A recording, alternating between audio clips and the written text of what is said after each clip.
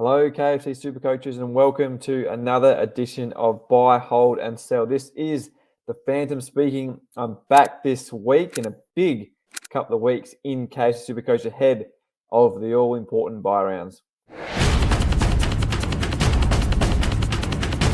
Number of upgrade options on the table this week, or an injury replacement if you've copped a few of them. Someone like Luke Davies-Uniacke from North Melbourne, $497K. He's going to miss between 3 or 5 weeks. Now, you could still hold, given that the best 18 scoring system will be in place for the 4 buy rounds starting in round 12. So it might not hurt you as much. But again, Zach Merritt from the Bombers, $564K. Wasn't as big as many hoped last week. Still scored 95 KFC SuperCoach points and comes up against the Tigers this week. Scored 150 points against them in the corresponding fixture at the MCG last season. Then after that, for the Bombers, the Eagles and North Melbourne. So Zach Merritt, a nice Luke Davies-Uniacke replacement for about 67K. Or again, if you're upgrading one of your rookies, he's one to look out for too, given Essendon's run over the next month.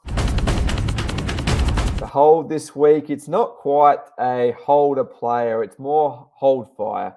Darcy Cameron from Collingwood is set to return this week.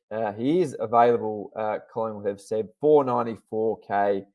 He's back after injuring himself against the Tigers in round 3, averaged 110 KFC SuperCoach points in those opening 3 matches, including that injury-affected score late at the MCG. So great buying, $494K. Break-evens in the 50s, so he is going to go up. But Mason Cox is in fine form. He was big last week for the Collingwood Footy Club. So we had a concern over the preseason is what would the Cox-Cameron combination look like?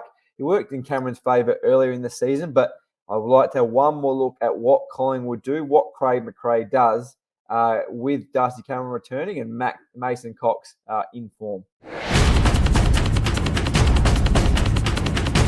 Sell this week. Well, unfortunately, there's a few of them. Jacob Hopper will miss the medium term. He's at $441K. It's time to cash him in, upgrade him if you can, or downgrade him. Callum Mills, who scored 4 points, he's going to miss 4 to 6 weeks. It's time to trade him.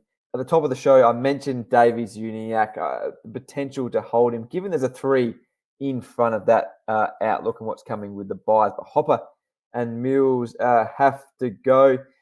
Mentioned Zach Merritt, Clayton Oliver, if you haven't got him, this could be a chance to get him $660K. Still pretty good buying, down $40K, but just as consistent as ever. Sam Walsh, though, $610K. He's also getting the job done despite a disappointing loss for Carlton. And he is in line. He could become a KFC SuperCoach midfielder forward in round 12.